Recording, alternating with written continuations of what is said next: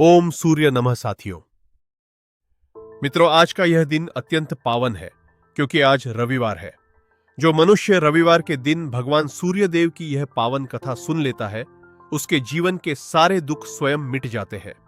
रविवार का दिन प्रत्यक्ष देवता भगवान श्री सूर्य देव को समर्पित है। वे देवता जो इस संपूर्ण सृष्टि के आधार है, जिनके उदय होते ही अंधकार छट जाता है और संसार में जीवन का संचार होता है। कहते हैं, जो व्यक्ति रविवार की सुबह उठते ही सूर्यदेव की यह कथा सुनता है, उसका जीवन स्वयं प्रभु के आशीर्वाद से प्रकाशित हो उठता है। उसके जीवन के सारे पाप, संताप और विघ्न ऐसे मिट जाते हैं जैसे सूरज की पहली किरण घने अंधकार को मिटा देती है। प्रिय श्रोताग, यह केवल एक कथा नहीं है, यह एक दिव्य अनुभव है, एक अडिग आस्था है। यह एक ऐसा भाव है जो मनुष्य के जीवन को भीतर से शुद्ध कर देता है। भगवान सूर्यदेव केवल आकाश में चमकने वाले पिंड नहीं है, वे हमारी आत्मा के तेज हैं।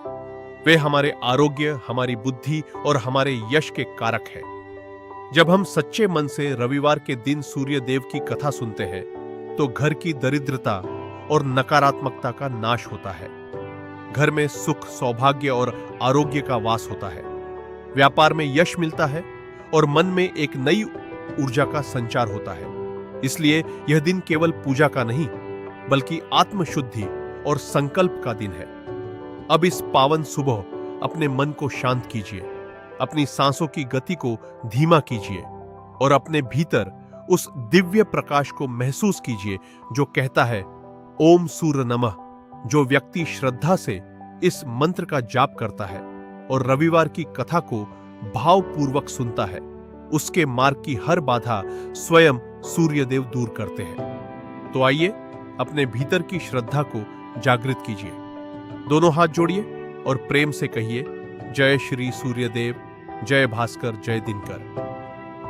प्रिय श्रोता, कथा आरंभ करने से पहले एक अत्यंत महत्वपूर्ण बात, जिसका वर्णन हमारे प्राचीन ग्रंथों में मिलता है।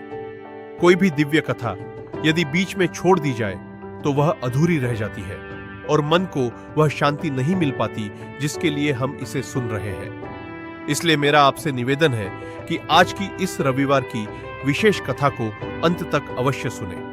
यह कथा आपके हृदय के हर भय और बाधा को दूर कर देगी। यदि आप एक सच्चे भक्त हैं तो इस पुण्य को दूसरों तक भी पहुंचाएं।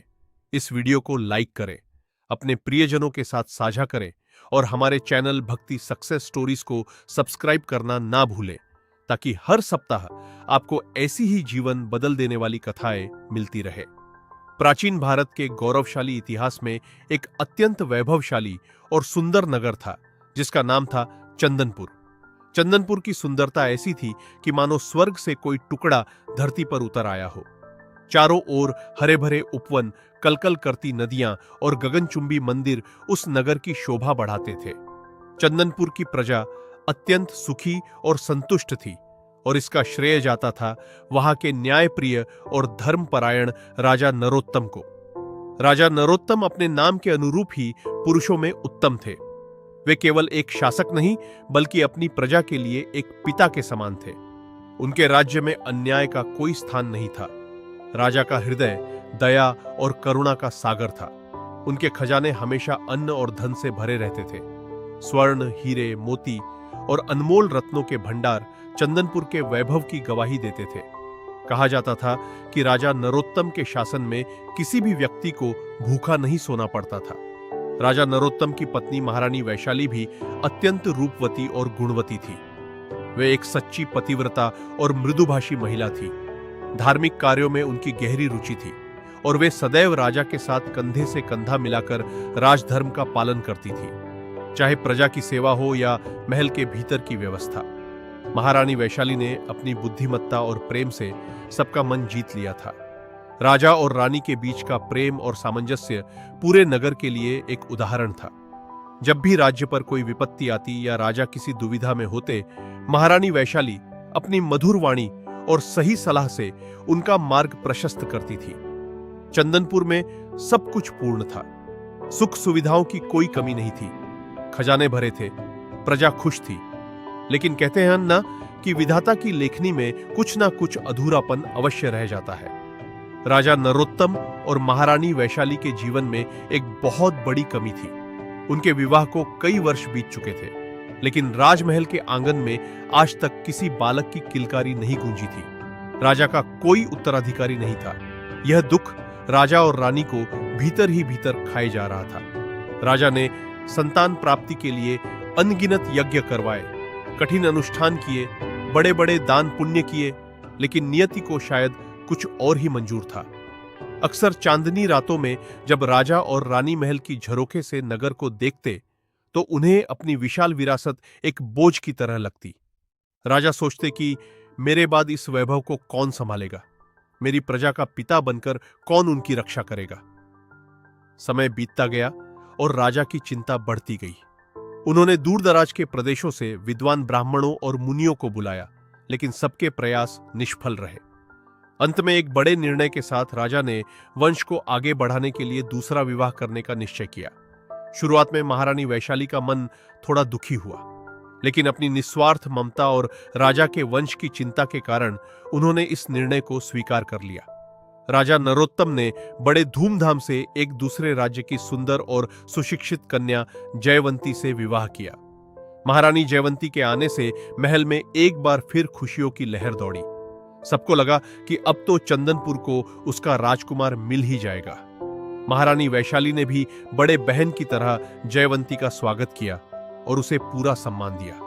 धीरे धीरे वर्ष बीतने लगे, 1 साल, 2 साल, 5 साल, लेकिन परिणाम वही रहा। दूसरी रानी जयवंती से भी राजा को कोई संतान प्राप्त नहीं हुई।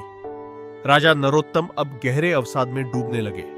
उन्हें लगने लगा कि शायद उनके ही किसी जन्म के कर्मों का फल है जो उन्हें संतान सुख से वंचित रख रहा है। उन्होंने देश के सबसे बड़े वैद्यों को बुलाया, औषधियां ली, पूजा पाठ का क्रम और करा कर दिया, लेकिन भाग्य के द्वार नहीं खुले। प्रजा में भी अब दबी जुबान में बातें होने लगी थी कि क्या राजा नरोत्तम का वंश यहीं समाप्त हो जाएगा। संतान की चाह में व्याकुल होकर और मंत्रियों के परामर्श पर राजा ने एक बार फिर साहस जुटाया। उन्होंने सोचा कि शायद तीसरी बार भाग्य उनका साथ दे दे। इस बार राजा ने एक अत्यंत सुंदर, गुणवती और कम उम्र की कन्या रूपशिखा से विवाह किया। रूपशिखा अपने नाम की तरह ही दिव्य ज्योति के समान थी। पूरे चंदनपुर नगर को दीपों से सजाया गया। हफ्तों तक उत्सव मनाया गया। राजा के मन में फिर से आशा की एक किरण जागी। उन्हें लगा कि रूपशिखा के आने से उनके जीवन का अंधकार मिट जाएगा। परंतु विडंबना देखिए, समय का चक्र अपनी गति से चलता रहा। 1 साल बीता, दूसरा भी बीत गया और देखते ही देखते कई वर्ष निकल गए। तीनों रानियां वैशाली, जयवंती और रूपशिखा महल में मौजूद थी, लेकिन किसी की भी गोद नहीं भरी। राजा नरोत्तम अब पूरी तरह से टूट चुके थे। उन्हें अपना सारा वैभव, सारी शक्ति और सारा साम्राज्य व्यर्थ लगने लगा। वे सोचने लगे, क्या मेरे भाग्य में पितृऋण से मुक्ति नहीं लिखी है? क्या मुझ में ही कोई ऐसा दोष है जिसके कारण मेरी 3 रानियां होने के बाद भी मुझे संतान का मुख देखना नसीब नहीं हो रहा? अब राजा का हृदय इतना व्यथित रहने लगा कि उन्होंने प्रजा के बीच जाना भी छोड़ दिया। वे अपने ही महल में स्वयं को कैद महसूस करने लगे। यहां तक कि वे अपनी प्रजा से नजरें मिलाने में भी संकोच करने लगे। उधर प्रजा में भी कई प्रकार की भ्रांतियां फैलने लगी थी। कुछ लोग कहने लगे थे कि राजा के भाग्य में कोई भारी दोष है। लोग यहां तक कहने लगे कि यदि सुबह सुबह राजा का मुंह देख लिया तो उनके अपने बच्चों पर भी बुरा प्रभाव पड़ सकता है। जब यह बातें राजा के कानों तक पहुंची तो उनके दुख की कोई सीमा नहीं रही। एक राजा जो अपनी प्रजा को अपनी संतान मानता था, आज उसी प्रजा की नजरों में अशुभ माना जाने लगा था। उसी समय राजा नरोत्तम को ज्ञात हुआ कि पास के ही एक राज्य के वन में एक बहुत बड़े तेजस्वी मुनि पधारे हैं जो त्रिकालदर्शी हैं। राजा के मन में एक अंतिम उम्मीद जागी। उन्होंने अपनी तीनों रानियों के साथ उन मुनि के पास जाने का निर्णय लिया। जब राजा नरोत्तम मुनि के आश्रम पहुंचे और उन्हें अपनी सारी व्यथा सुनाई तो मुनि ने अपनी आंखें बंद कर ली। कुछ देर तक वहां गहरा सन्नाटा छाया रहा। राजा और तीनों रानियां सांस रोककर मुनि के बोलने की प्रतीक्षा कर रहे थे। काफी देर बाद मुनि ने अपनी आंखें खोली, लेकिन उनके चेहरे पर प्रसन्नता नहीं थी। उन्होंने एक लंबी सांस ली और राजा की ओर देखकर गंभीर वाणी में कहा, हे राजन, तुम्हारी कुंडली और तुम्हारे प्रारब्ध के अनुसार तुम्हारे भाग्य में संतान सुख की रेखा है ही नहीं। विधि का विधान यही कहता है कि तुम्हारा वंश यहीं रुक जाएगा। यह सुनकर राजा के पैरों तले जमीन खिसक गई। तीनों रानियां फूट फूट कर रोने लगी, लेकिन मुनि यहीं नहीं रुके। उन्होंने आगे कहा, हे राजन, एक और बात है जो अत्यंत चिंताजनक है। यदि कठोर तपस्या या किसी चमत्कार से तुम्हें संतान प्राप्त हो भी गई, तो वह संतान या तो दीर्घायु नहीं होगी या फिर वह तुम्हारे राज्य के विनाश का कारण बनेगी। तुम्हारे जीवन में एक बहुत बड़ा पितृदोष और कर्म दोष लगा हुआ है, जिसका समाधान साधारण पूजा पाठ से संभव नहीं है। मुनि की बातें सुनकर राजा नरोत्तम का हृदय कांप उठा। उन्हें लगा जैसे सब कुछ समाप्त हो गया है, लेकिन तभी मुनि की आंखों में करुणा जागी। उन्होंने राजा को अत्यंत ध्यान से देखा और कहा, राजन, निराश मत हो। जहां मनुष्य की शक्ति समाप्त होती है, वहां से परमात्मा की शक्ति आरंभ होती है। यद्यपि तुम्हारे भाग्य में दोष है, लेकिन इस संसार में एक ऐसी शक्ति है जो भाग्य की रेखाओं को बदलने का सामर्थ्य रखती है, और वह शक्ति है भगवान सूर्यदेव। मुनि ने राजा को समझाते हुए कहा, हे राजन, सूर्यदेव ही इस जगत के प्रत्यक्ष देवता है। वे ही सृष्टि के पालनहार और अंधकार के नाशक है। यदि तुम अपनी तीनों रानियों के साथ पूर्ण निष्ठा, विश्वास और भक्ति से भगवान सूर्यदेव की शरण में जाओगे, तो वे प्रसन्न होकर तुम्हारे भाग्य का यह काला लेख मिटा सकते हैं। वे तुम्हें एक नहीं बल्कि 3 तेजस्वी पुत्रों का वरदान दे सकते हैं, जो सूर्य की चमक के समान इस संसार में कीर्ति फैलाएंगे। मुनि की इस बात ने राजा के बुझते हुए मन में विश्वास का एक दीपक जला दिया। उन्होंने मुनि के चरणों में गिरकर प्रार्थना की कि वे उन्हें सूर्यदेव को प्रसन्न करने का मार्ग बताएं। मुनि ने राजा को आदेश दिया कि वे हर रविवार को पूरे विधि विधान से भगवान सूर्यदेव का व्रत रखें और उनकी दिव्य कथा का आयोजन करें। राजा नरोत्तम अपनी तीनों रानियों के साथ महल लौटे। अब उनके जीवन का एक ही लक्ष्य था, भगवान सूर्यदेव की आराधना। उन्होंने दृढ़ संकल्प लिया कि वे अपनी तपस्या से सूर्यदेव को प्रसन्न करेंगे और अपने राज्य पर आने वाले हर संकट को मिटा देंगे। प्रिय श्रोता, मुनि के आश्रम से लौटने के बाद राजा नरोत्तम के जीवन में एक अभूतपूर्व परिवर्तन आया। अब उनके मन में निराशा की जगह एक अडिग विश्वास ने ले ली थी। उन्होंने निश्चय कर लिया था कि वे अपनी भक्ति के बल पर अपनी किस्मत की लकीरों को बदलकर ही दम लेंगे। चंदनपुर की सुबह, जो कभी उदासी और सन्नाटे में डूबी रहती थी, अब मंत्रों की गूंज और शंखनाद से जागने लगी थी। राजा ने अपने राज्य में यह घोषणा करवा दी कि अब से हर रविवार भगवान सूर्यदेव के सम्मान में एक विशेष पर्व की तरह मनाया जाएगा। रविवार की वह पहली सुबह राजा नरोत्तम और उनकी तीनों रानियों के लिए किसी नई चेतना से कम नहीं थी। ब्रह्म मुहूर्त में, जब आकाश में तारों की चमक अभी फीकी नहीं पड़ी थी, राजा और उनकी रानियां वैशाली, जयवंती और रूपशिखा ने पवित्र गंगाजल से स्नान किया। राजा ने अपने राजसी वस्त्रों का त्याग कर दिया था और सादे लाल रंग के रेशमी वस्त्र धारण किए, जो सूर्यदेव के तेज का प्रतीक माने जाते हैं। रानी वैशाली ने स्वयं अपने हाथों से केसर और चंदन का लेप तैयार किया, जबकि रानी जयवंती और रूपशिखा ने मिलकर महल के प्रांगण में एक सुंदर वेदी बनाई, जिसे कमल के फूलों और रंगोली से सजाया गया था। जैसे ही पूर्व दिशा में सुनहरी आभा दिखाई दी, राजा नरोत्तम चंदनपुर की सबसे ऊंची पहाड़ी पर स्थित सूर्य मंदिर की ओर चल पड़े। उनके पीछे उनकी तीनों रानियां और राज्य के कुछ प्रमुख ब्राह्मण थे। जब सूर्य की पहली किरण ने धरती का स्पर्श किया, तो राजा ने स्वर्ण पात्र में शुद्ध जल, लाल चंदन, अक्षत और लाल पुष्प लेकर भगवान भास्कर को अर्घ्य दिया। उस समय राजा के चेहरे पर जो तेज था, वह देखते ही बनता था। उनकी आंखों में आंसू थे, लेकिन वे दुख के नहीं बल्कि समर्पण के आंसू थे। वे हाथ जोड़कर भगवान सूर्य से प्रार्थना कर रहे थे, हे चराचर जगत के स्वामी, हे अंधकार को मिटाने वाले दीनाना, मैं आपके चरणों में अपनी तीनों रानियों के साथ समर्पित हूं। हमारे दोषों को क्षमा करें और हमारे वंश पर अपनी कृपा दृष्टि डालें। उस दिन से चंदनपुर का वातावरण पूरी तरह बदल गया। राजा नरोत्तम ने केवल खुद पूजा नहीं की, बल्कि अपनी प्रजा को भी सूर्यदेव की महिमा से जोड़ा। वे जानते थे कि जब पूरा राज्य एक सुर में प्रार्थना करेगा तो वह पुकार सीधे स्वर्ग तक पहुंचेगी। हर रविवार को महल के मुख्य द्वार पर एक विशाल कथा का आयोजन होने लगा।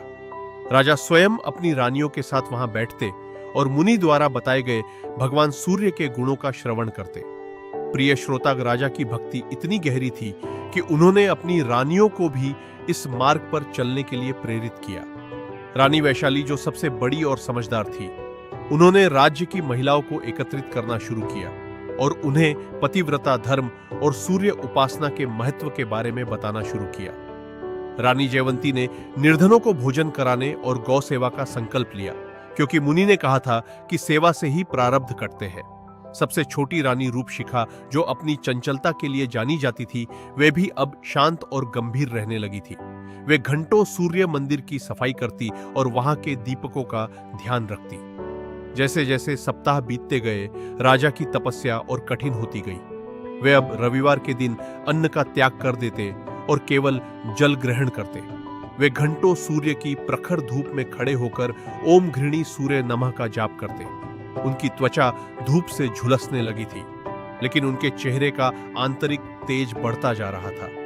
प्रजा, जो पहले राजा को अशुभ मानकर उनसे मुंह छुपाती थी, अब उन्हें एक महान तपस्वी के रूप में देखने लगी थी। चंदनपुर की गलियों में अब राजा के बारे में कानफूसी नहीं होती थी, बल्कि लोग श्रद्धा से उनका नाम लेते थे। एक रविवार की बात है, जब राजा नरोत्तम पूजा में लीन थे। अचानक आकाश में बादलों का घेरा बन गया। चारों ओर अंधेरा छा गया और तेज हवाएं चलने लगी। यह एक सामान्य घटना नहीं थी, क्योंकि उस समय वर्षा ऋतु का कोई संकेत नहीं था। लोगों को लगा कि शायद सूर्यदेव राजा से रुष्ट हो गए हैं। मंत्रियों ने राजा से आग्रह किया कि वे सुरक्षित स्थान पर चले जाएं, लेकिन राजा अपनी जगह से टस से मस नहीं हुए। उन्होंने कहा, यदि मेरा आराध्य बादलों के पीछे छिपा है तो मैं तब तक यहां से नहीं हटूंगा जब तक वे दर्शन नहीं दे देते। यह बादलों का पर्दा मेरी परीक्षा है और मैं इस परीक्षा में विफल नहीं हो सकता। उनकी तीनों रानियां भी राजा के साथ उसी तेज हवा और बारिश में खड़ी रहीं। रानी वैशाली ने राजा का हाथ थाम रखा था। जयवंती और रूपशिखा मंत्रों का निरंतर जाप कर रही थी। कई घंटों तक प्रकृति का यह तांडव चलता रहा, लेकिन राजा की एकाग्रता नहीं टूटी। अंत में राजा की अटूट श्रद्धा के सामने बादलों को हार माननी पड़ी। अचानक बादल छटे और सूर्यदेव की एक अत्यंत प्रखर किरण सीधे राजा नरोत्तम के मस्तक पर पड़ी। उस समय ऐसा लगा जैसे राजा का पूरा शरीर सोने की तरह चमकने लगा हो। उस रात राजा नरोत्तम को एक अत्यंत दिव्य स्वप्न आया। उन्होंने देखा कि वे एक विशाल प्रकाश पुंज के सामने खड़े हैं, जिसकी चमक सहना उनकी आंखों के लिए असंभव था। उस प्रकाश से एक गूंजती हुई वाणी सुनाई दी, पुत्र नरोत्तम, तुम्हारी और तुम्हारी रानियों की निष्ठा ने मुझे प्रसन्न किया है।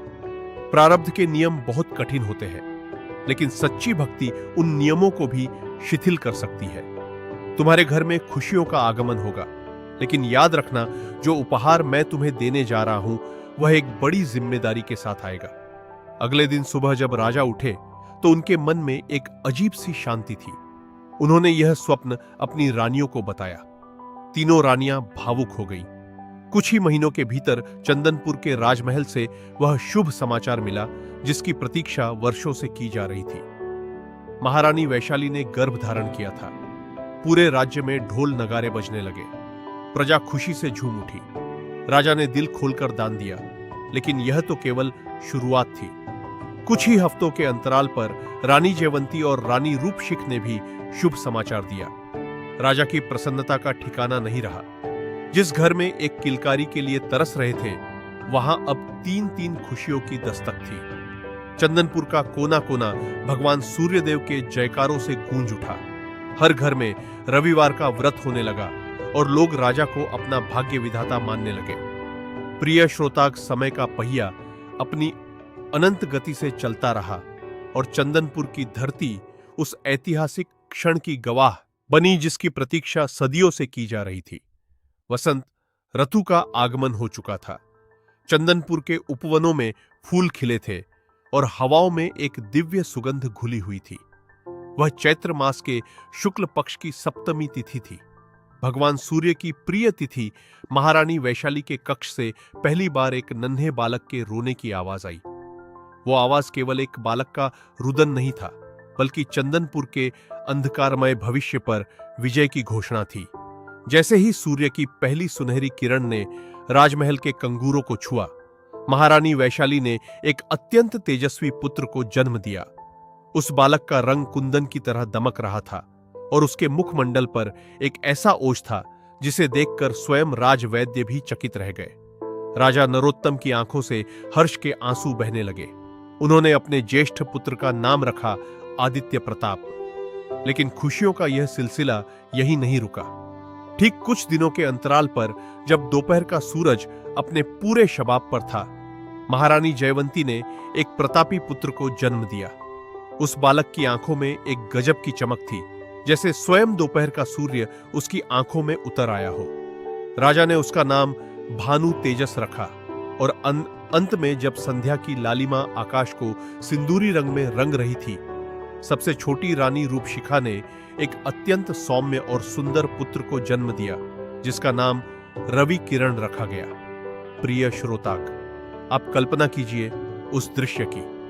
जिस महल में सन्नाटा पसरा रहता था, वहां अब 3-3 पालने झूल रहे थे। पूरे चंदनपुर नगर को दीपों से सजाया गया। राजा नरोत्तम ने अपने खजाने के द्वार खोल दिए। दरिद्रों को स्वर्ण मुद्राएं बांटी गई, भूखों को 56 भोग खिलाए गए और नगर के हर मंदिर में भगवान सूर्यदेव की विशेष आरती उतारी गई। लेकिन इस असीम सुख के बीच भी राजा नरोत्तम के मन के एक कोने में मुनि की वह बात रह रहकर कौंधती थी। इनका भविष्य तुम्हारे संस्कारों पर निर्भर करेगा। इन्हें हर रोज भगवान सूर्य की कथा सुनानी होगी, वरना राज्य पर संकट आ सकता है। राजा नरोत्तम ने इसे केवल एक चेतावनी नहीं, बल्कि अपने जीवन का सबसे बड़ा धर्म मान लिया। जैसे जैसे राजकुमार बड़े होने लगे, उनकी शिक्षा दीक्षा का प्रबंध किया गया। लेकिन राजा ने एक नियम बनाया जो पत्थर की लकीर बन गया। हर रोज सूर्योदय से पहले राजा स्वयं अपने तीनों पुत्रों को लेकर सूर्य मंदिर जाते। वहां वे अपने नन्हे हाथों से भगवान भास्कर को जल अर्पित करना सीखते। पूजा के पश्चात मंदिर के प्रांगण में एक वट वृक्ष के नीचे बैठकर राजा नरोत्तम उन्हें भगवान सूर्य की महिमा, उनके त्याग और उनकी अटूट कर्तव्य निष्ठा की कथाएं सुनाते। मैं आपको बता दूं कि वे राजकुमार साधारण बालक नहीं थे। उनमें सूर्य का अंश था। आदित्य प्रताप में गजब का साहस था। भानु तेजस की बुद्धि बिजली की तरह तेज थी और रवि किरण का स्वभाव अत्यंत शांत और करुणा से भरा था। लेकिन कहते हैं ना कि अहंकार कभी कभी अच्छों की मति भ्रष्ट कर देता है। जैसे जैसे राजकुमारों की शक्ति बढ़ने लगी, नगर के लोग उनकी स्तुति करने लगे। कोई उन्हें साक्षात देवता कहता तो कोई अजय योद्धा। एक दिन जब राजकुमार किशोरावस्था में प्रवेश कर रहे थे, महल में एक उत्सव का आयोजन हुआ। वहां कई देशों के राजा और राजकुमार आए थे। उत्सव की चमक धमक और अपनी प्रशंसा सुनकर राजकुमारों के मन में धीरे धीरे यह भाव आने लगा कि वे सबसे श्रेष्ठ हैं। उस दिन रविवार था और नियम के अनुसार उन्हें शाम की सूर्य कथा में उपस्थित होना था। लेकिन घुड़सवारी और अस्त्र शस्त्र के प्रदर्शन के उत्साह में वे कथा का समय भूल गए। राजा नरोत्तम मंदिर में उनकी प्रतीक्षा कर रहे थे। रानियां वैशाली, जयवंती और रूपशिखा भी वहां उपस्थित थी। समय बीतता जा रहा था, लेकिन राजकुमार नहीं आए। राजा का हृदय बैठने लगा। उन्हें मुनि की वह बात याद आई कि यदि यह संस्कारहीन हुए तो राज्य का नाश हो जाएगा। राजा ने अपने सेवक भेजे, लेकिन राजकुमारों ने यह कहकर आने से मना कर दिया कि हम अब बच्चे नहीं हैं कि रोज रोज वही कथाएं सुने। हमें अपनी वीरता का प्रदर्शन करना है। प्रिय श्रोताग, जब यह संदेश राजा तक पहुंचा तो उनके पैरों तले जमीन खिसक गई।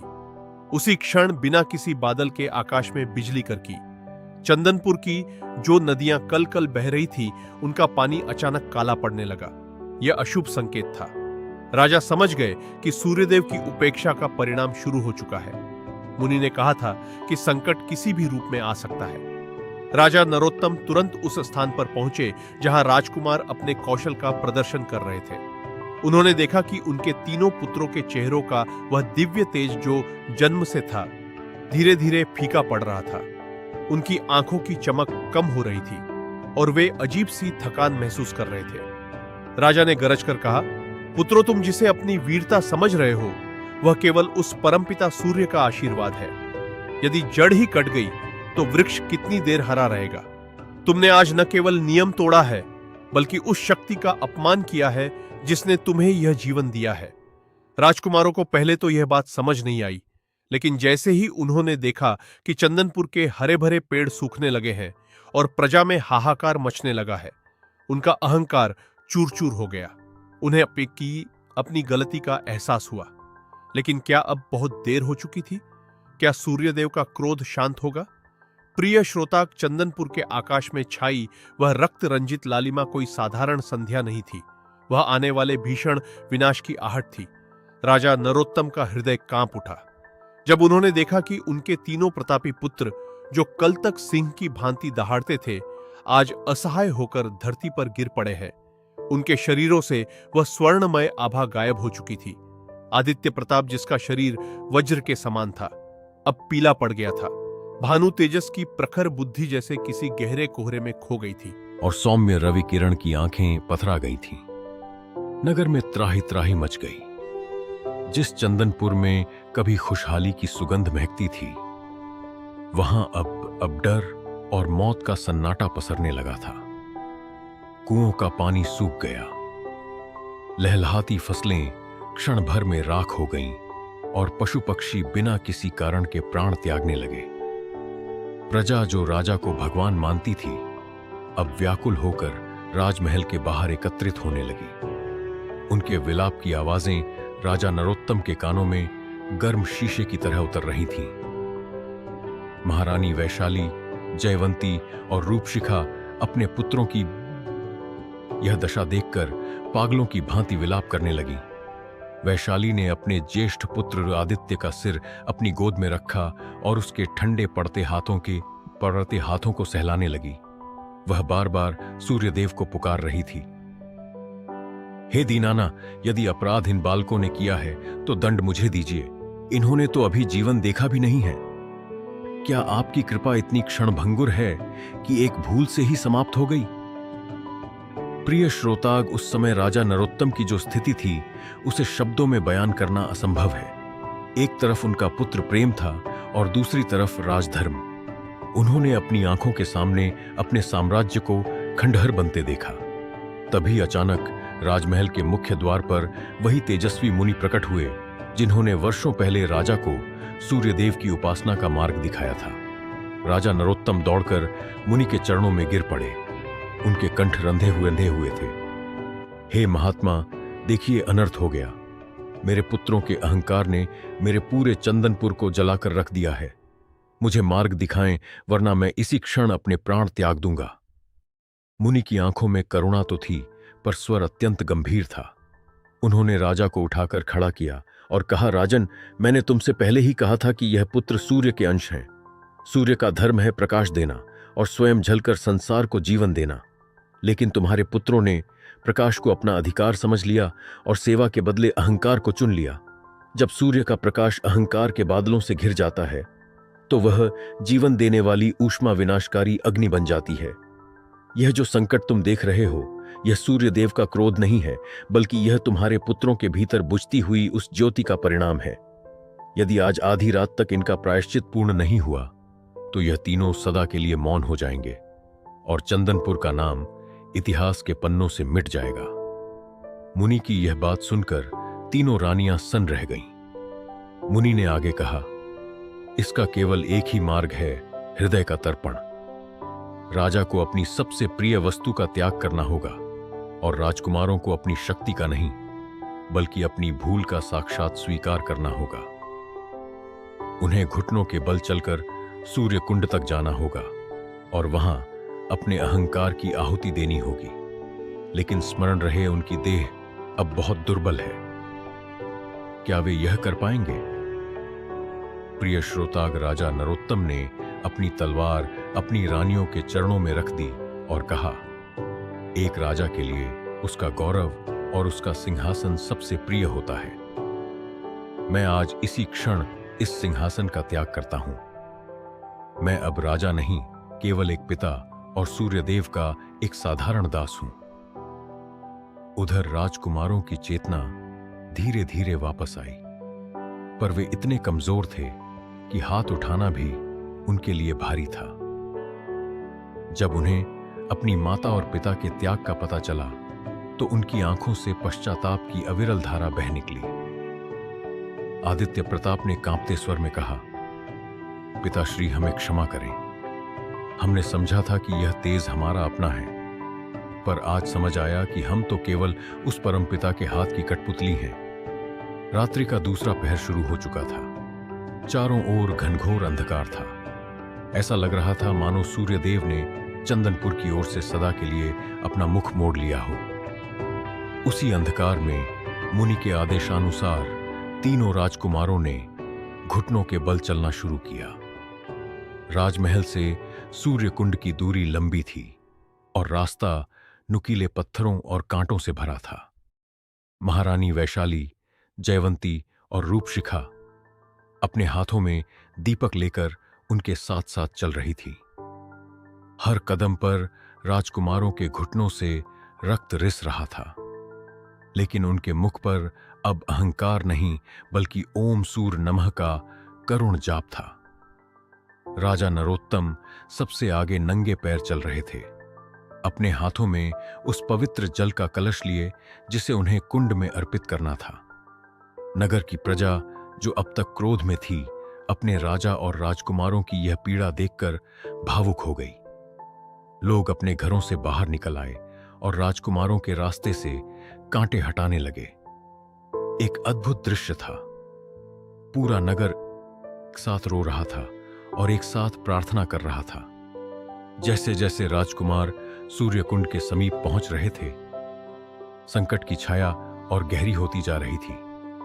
अचानक एक मायावी अंधर चलने लगा, जिससे रानियों के हाथ के दीपक बुझने लगे।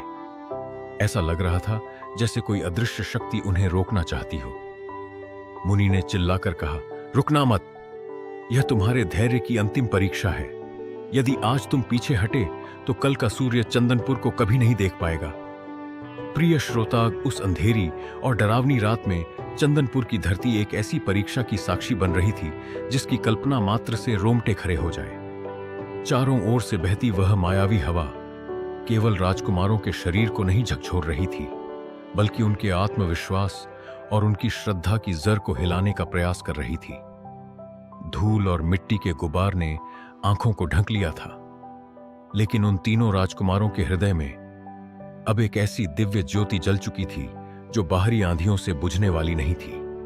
राजकुमार आदित्य प्रताप, जिनके घुटने पत्थरों से टकराकर लहूलुहान हो चुके थे, उन्होंने अपने छोटे भाइयों भानु तेजस और रवि किरण की ओर देखा। उनकी आवाज कांप रही थी, पर उसमें एक गजब का संकल्प था। उन्होंने कहा, भाइयों, आज यह मत सोचना कि हम चल रहे हैं। आज यह सोचना कि हमारे भीतर की बुराई, हमारा वह झूठा अहंकार मर रहा है। हर पत्थर की चोट हमारे पापों को धो रही है। रुकना मत, चाहे प्राण निकल जाए, पर उस कुंड तक पहुंचना ही होगा। महारानी वैशाली ने जब देखा कि हवाएं दीपक बुझाने पर उतारू हैं, तो उन्होंने अपनी रेशमी चुनरी उतार दी और उसे एक ढाल की तरह दीपक के चारों ओर लपेट दिया। उनके पैरों में छाले पड़ चुके थे, पर ममता की शक्ति उन्हें गिरने नहीं दे रही थी। महारानी जयवंती और रूपशिख ने भी अपनी मर्यादा और कोमलता को त्याग कर अपने पुत्रों के अगल बगल एक दीवार बनकर चलना शुरू किया। वे अपने हाथों से उन नुकीले पत्थरों को हटाने का प्रयास कर रही थीं, जिन पर उनके पुत्रों का खून गिर रहा था। प्रिय श्रोता, राजा नरोत्तम का हृदय अपनी संतानों की यह पीड़ा देखकर फट रहा था। वे एक पिता थे। उनका मन कर रहा था कि दौड़कर उन्हें अपनी गोद में उठा लें और दौड़कर कुंड तक पहुंचा दें, लेकिन वे जानते थे कि यह उद्धार का मार्ग है और उद्धार स्वयं के परिश्रम से ही मिलता है। उन्होंने अपने आंसुओं को पीकर केवल एक ही स्वर को जीवित रखा, ओम सूर्य नमः, ओम भास्कराय नमः। पूरा चंदनपुर अब उनके साथ इस मंत्र का गान कर रहा था। ऐसा लग रहा था मानो पूरा नगर एक विशाल मंदिर बन गया हो। तभी एक भयानक दृश्य उभरा। सूर्य कुंड अभी कुछ ही दूरी पर था जब उस मायावी अंधर ने एक विशाल काले धुएं का रूप ले लिया। उस धुएं से डरावनी आवाजें आने लगीं जो राजकुमारों को डराने का प्रयास कर रही थी। लौट जाओ, यह तपस्या तुम्हारे बस की नहीं है। सूर्यदेव ने तुम्हें त्याग दिया है। देखो, तुम्हारे शरीर अब गलने लगे हैं। राजकुमारों ने सचमुच देखा कि उनके हाथ और पैर काले पड़ने लगे थे। लेकिन ठीक उसी समय सबसे छोटे राजकुमार रवि किरण ने, जिनकी करुणा ही उनकी सबसे बड़ी शक्ति थी, अपनी आंखें बंद की और मन ही मन भगवान सूर्यदेव की उस कथा का स्मरण किया जो उनके पिता बचपन में सुनाते थे। उन्होंने याद किया कि कैसे सूर्यदेव हर रोज बिना रुके बिना थके संपूर्ण जगत के कल्याण के लिए जलते हैं। उन्होंने चिल्लाकर कहा, हे माया, तू हमें क्या डराएगी? जिसने हमें जन्म दिया है वही हमारी रक्षा करेगा। यदि हमें मिटना ही है तो हम अपने आराध्य के चरणों में मिटेंगे, तेरे डर से नहीं। जैसे ही रवि किरण ने यह कहा, वह काला धुआं छटने लगा। राजकुमारों के भीतर एक नई ऊर्जा का संचार हुआ। वे अब रेंग नहीं रहे थे, बल्कि श्रद्धा के वेग से आगे बढ़ रहे थे। अंततः वे उस पावन सूर्य कुंड के तट पर पहुंच गए। कुंड का दृश्य अत्यंत भयावह था। जो जल कभी अमृत जैसा स्वच्छ था, वह आज श्राप के कारण काला और स्थिर हो गया था। उसमें से सरांध आ रही थी। मुनि ने आगे बढ़कर कहा, पुत्रों, यही वह क्षण है। आकाश में भोर की पहली किरण फूटने में अब कुछ ही पल शेष है।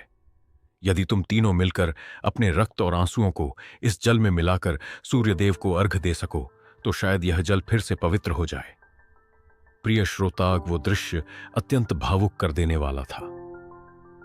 तीनों ने अपने कांपते हाथों से जल उठाया। उनके घावों से गिरता रक्त उस जल में मिल गया।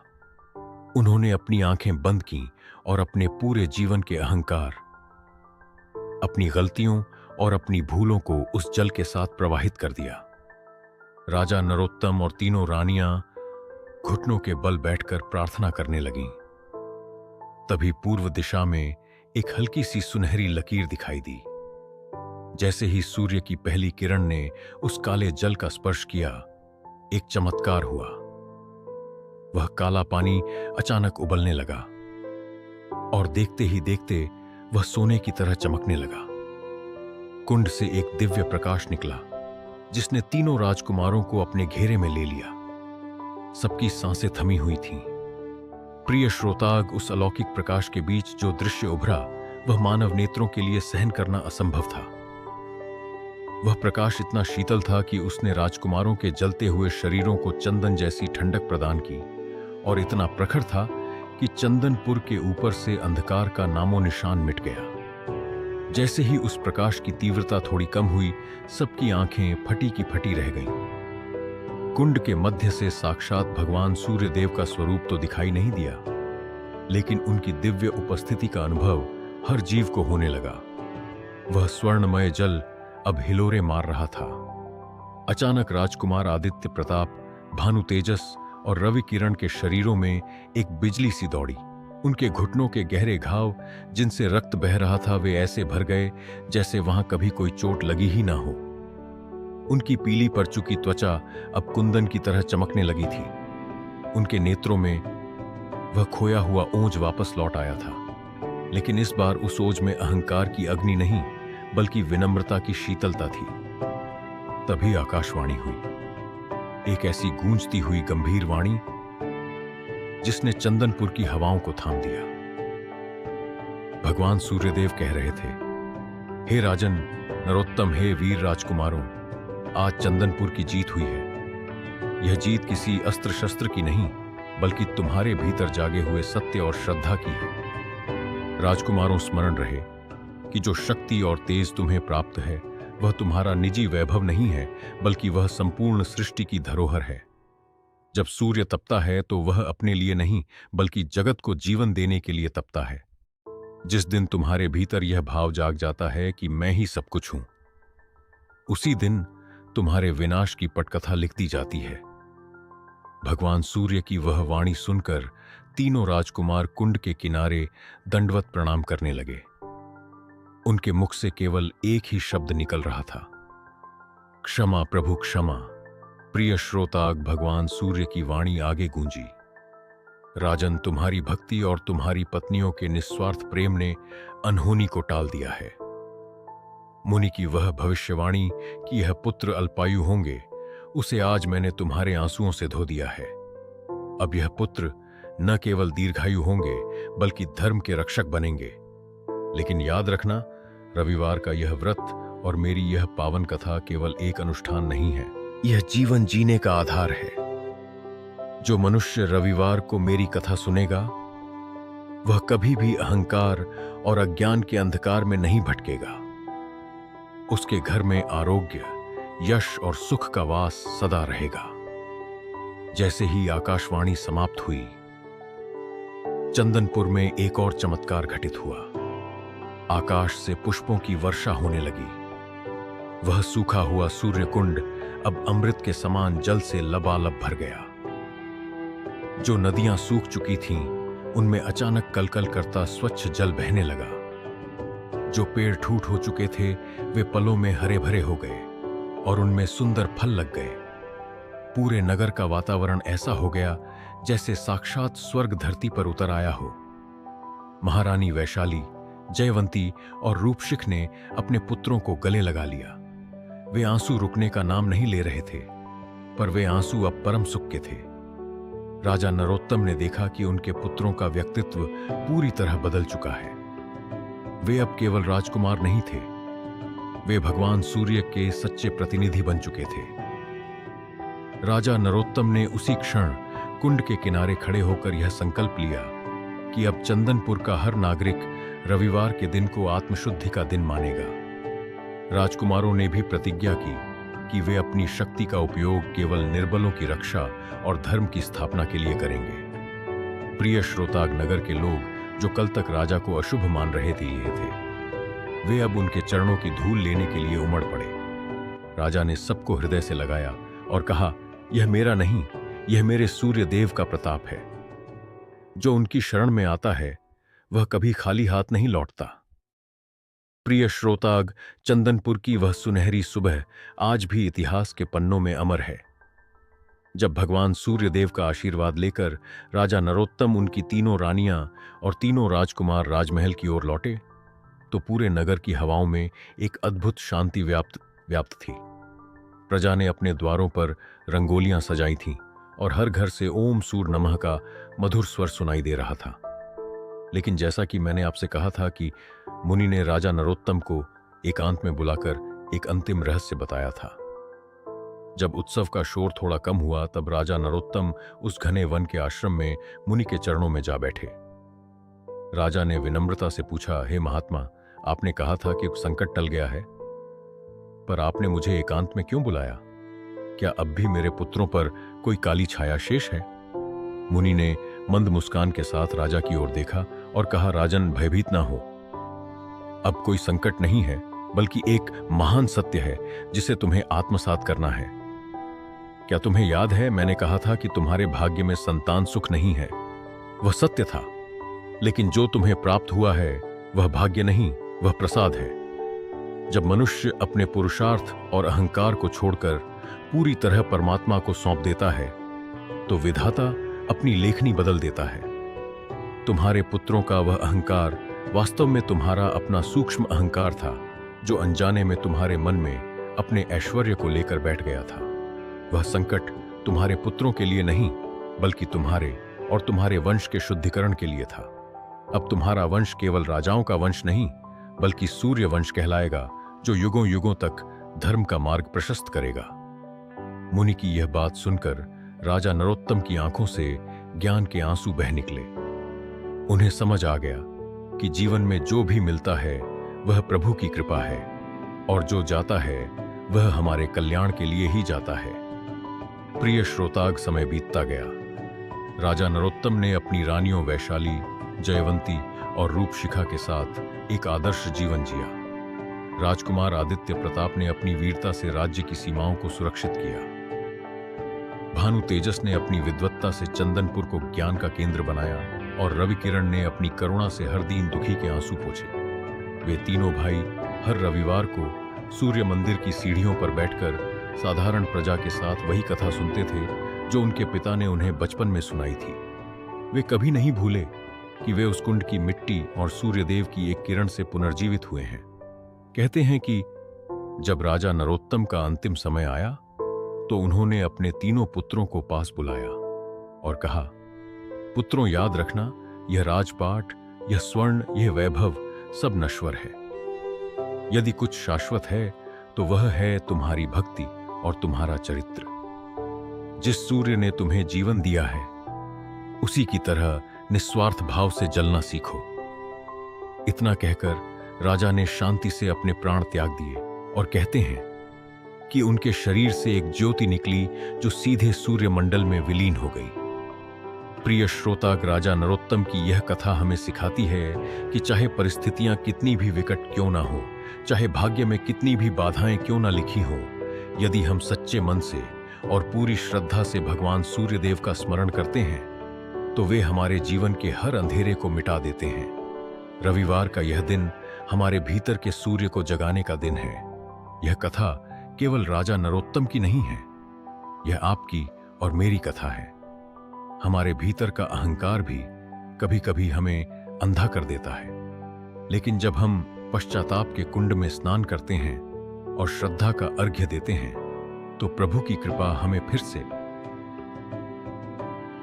से प्रकाशित कर देती है। जो मनुष्य इस पूरी कथा को श्रद्धा और विश्वास के साथ सुनता है उसके जीवन की हर रुकावट स्वयं सूर्यदेव दूर करते हैं। उसके घर में कभी धन धान्य की कमी नहीं होती, उसे आरोग्य की प्राप्ति होती है और उसकी संतानों पर आने वाले हर कष्ट को भगवान भास्कर हर लेते हैं। तो आइए इस पावन कथा के समापन पर हम सब मिलकर एक बार फिर से उस परमपिता जगत के आधार भगवान सूर्यदेव को प्रणाम करें। अपने दोनों हाथ जोड़िए, अपनी आंखें बंद कीजिए और उस दिव्य प्रकाश को अपने भीतर महसूस करते हुए कहिए, जय श्री सूर्यदेव। मिलते हैं अगले अध्याय में।